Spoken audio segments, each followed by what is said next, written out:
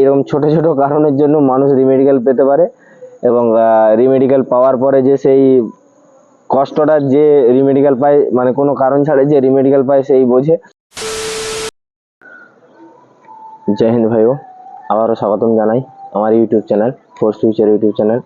আমি শুভঙ্কর, আবারও তোমাদের স্বাগতম জানাই আমার ইউটিউব চ্যানেলে। এবং আজকের যে টপিক হচ্ছে সেটা হচ্ছে যে মেডিকেলের একটা অন্যতম পার্ট, সেটা হচ্ছে যে আমাদের নাক, নোজ, আমাদের নাক কীভাবে চেক করা হয় এবং নাকে কী কী পয়েন্ট পাওয়া যায় এবং সেখান থেকে কী কী আনফিট হয় বা রিমেডিকেল পায় কী হয় তা নিয়ে আমি বিস্তর আলোচনা করব। এবং একটা কথা বলি যে আমিও এই জিনিসেই আমি রিমেডিকেল পেয়েছিলাম, তাই আমার একটা বিশেষ অভিজ্ঞতা আছে, ঠিক আছে, যে এতে কি হয় এবং কি না হয়। তাই বেশি টাইম নষ্ট না করে ভিডিওটা শুরু করা যাক। প্রথমে বলি যে নাকটা কিভাবে চেক করা হয়, ঠিক আছে, এবং আমি কেন রিমেডিকেল পেয়েছিলাম সেটাও বলি। প্রথমে নাকটা কীভাবে চেক করা হয়, তুমি যাবে প্রথমে তোমার নাকের এইখান দিয়ে তোমার লাইট দিয়ে পুরো একদম উপর অবধি এতটা অবধি পুরো চেক করবে, মানে একদম লাইট দিয়ে দেখবে, ঠিক আছে। ফার্স্ট এবারে নাকের দুটো জিনিস চেক করা হয়, এক হচ্ছে নাকের হচ্ছে ডিএনএস বলে হয়, আর একটা হচ্ছে যে পলিপস হয়, নোজাল পলিপস, ঠিক আছে। এবার ডিএনএসটা কি? ডিএনএসটা হচ্ছে যে এই যে নাকের এই যে হাড়টা আছে এতটা হাড়, এরপরে যে এই অংশটা, এটা ছাড়ো, এই যে হাড়টা আর এই অংশটার মাঝে একটু বাঁকা যদি থাকে বা হালকা যদি ঈষৎ বাঁকা থাকে, সেক্ষেত্রে তোমাকে ডিএনএস এর জন্য রিমেডিকেল দেবে, ঠিক আছে। ডিএনএস এর জন্য রিমেডিকেল দেবে এবং বা ডিএনএস এ তোমাকে লিখতে পারে বা রিচেক করে তোমাকে রিমেডিকেল দিতে পারে, ঠিক আছে। একবার দুবারও ওরা চেক করে, রিচেক, রিমেডিকেল, মেডিকেল, রিফিট এরকম হয়, ঠিক আছে। এবারে বলি যে তোমার ওই নাকের হাড়টা যদি বাঁকা থাকে তাহলে সেক্ষেত্রে তোমাকে রিমেডিকেল দেবে। এবারে ওটার একটা সমাধান কি প্রথমে বলি।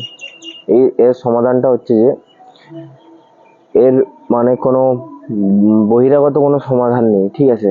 এর হচ্ছে সমাধানটা একটাই, যে এটাকে অপারেশন করে ঠিক করতে হয়, ঠিক আছে। এবং অপারেশনটা তোমার যেই দিন মেডিকেল হয় তার থেকে 6 মাস পুরনো যেন হয়, ঠিক আছে, তার থেকে যেন 6 মাস পূরণ হয়।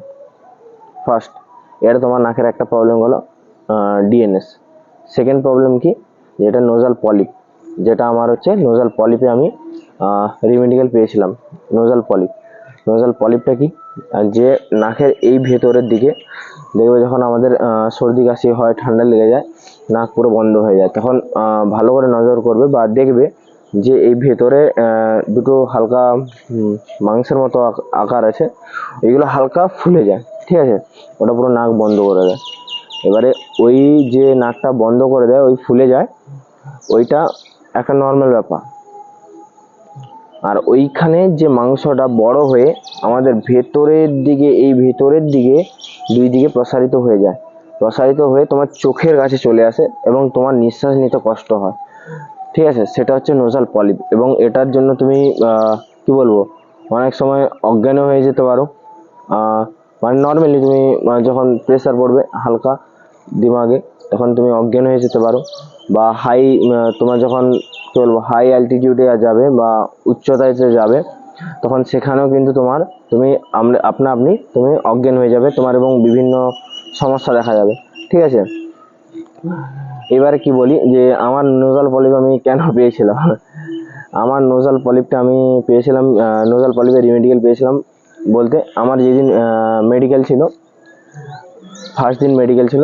আর মেডিকেলে প্রথম দিন যেহেতু মেডিকেল ছিল, তাই মেডিকেল কিন্তু খুব মানে হার্ড হচ্ছিলো এবং বাড়ি গেছে চেক করছিল, মানে একদম ডিটেলসে চেক করছিল, ঠিক আছে। এবারে ডিটেলসে যখন চেক করে ধীরে ধীরে খুব চেক হচ্ছিল, এবং আমার প্রথম দিন, দ্বিতীয় দিন, তৃতীয় দিন চান্স এসেছিল।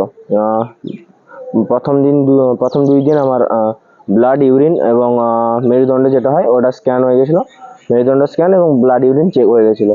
এবং থার্ড দিন যে টাইমে আমার হচ্ছে নোজাল নাক চেক হয়েছিল, নাক, চোখ, কান এইসব চেক হয়েছিল। এবার কি বলবো, এই যে গত 2 দিন ছিল, আমি যে সিআরপিএফ ক্যাম্পের মধ্যে ছিলাম দুর্গাপুরে, ওই সিআরপিএফ ক্যাম্পের মধ্যে কিন্তু আমাদেরকে বাইরে বসিয়ে রেখেছিল, ঠিক আছে।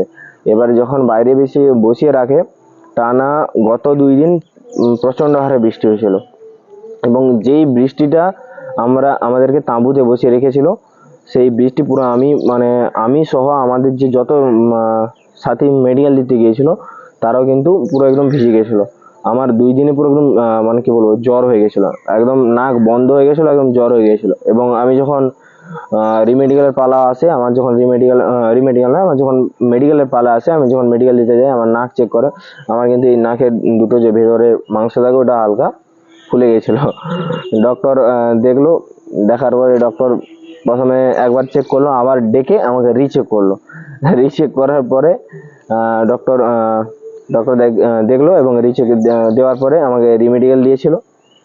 এবং রিমেডিকেল দেওয়ার পর আমি ওইখানে প্রতিদিন যেতাম, বসতাম, চলে আসতাম, যেতাম, বসতাম, চলে আসতাম, এইভাবে 3-4 দিন এই গেল। এবং 5 নম্বর দিনে আমাকে ওইখানে কি বলবো, ক্যাম্পাস থেকে যখন রিমেডিকেলের জন্য চেক করতে নিয়ে যায় সিভিল হসপিটালে যাই, সিভিল হসপিটালে ডক্টর ওখান থেকে যখন লিখে দেয় যে ফিট ফর ডিউটি, সেই কাগজটা ওদেরই হাতে এসে যখন জমা পড়ে, তারপর আমি কি বলবো, মেডিকেল ফিট হই, ঠিক আছে। মানে এইরকম ছোট ছোট কারণের জন্য মানুষ রিমেডিকেল পেতে পারে, এবং রিমেডিকেল পাওয়ার পরে যে সেই কষ্টটা যে রিমেডিকেল পায়, মানে কোনো কারণ ছাড়া যে রিমেডিকেল পায় সেই বোঝে, ঠিক আছে। 5 দিনটা মানে অবস্থা খারাপ, টাকা পয়সার খুব ধ্বংস, প্লাস অনেক কিছু হয়ে গেছিলো। তাই ছোট ছোট জিনিসগুলো তোমরা মানে ধ্যান রাখবে। এবং তোমাদের ফিজিক্যালের জন্য অল দ্য বেস্ট সবাইকে। এবং সামনে যে আগস্ট মাসে যে ভ্যাকেন্সি আসছে, তোমরা অবশ্যই ফর্ম ফিল আপ করো।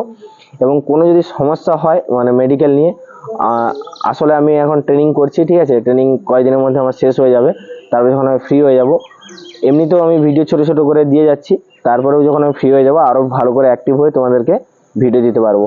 যদি ভিডিওটা ভালো লাগে তাহলে অবশ্যই শেয়ার করো এবং বন্ধুদের জানাও। আপাতত এইটুকু। জয় হিন্দ, জয় ভারত।